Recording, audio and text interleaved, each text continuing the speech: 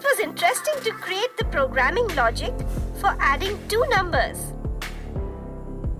Yes, Saira, the programming world is so fascinating.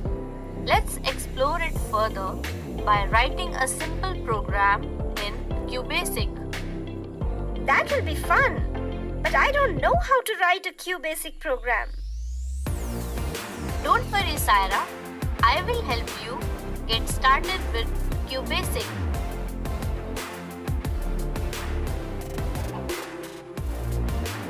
QBasic stands for Quick Beginner's All-Purpose Symbolic Instruction Code. It is an ideal programming language for beginners because of its easy-to-use commands, simple structure, and flexibility. The main features of QBasic programming language are: it is a simple and user-friendly language. It is one of the most accepted languages because it is a flexible language in which modifications can be done easily. It can solve both mathematical and logical problems. Let's write a basic program to print a message on the screen. To do this, double-click the Microsoft Quick Basic icon on the desktop to start QBasic.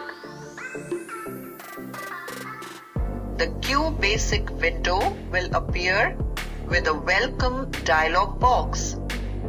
Press the Escape key to clear the welcome dialog box and enter the program mode.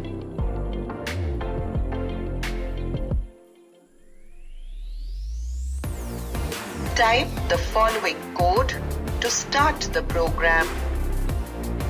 Print, open double quotes, learning QBasic is fun, close double quotes. The print statement is used to print or display anything on the QBasic output screen. Complete the QBasic program with the end statement below the print statement. The end statement stops further processing of the QBasic statements. The complete program will look as shown on the screen.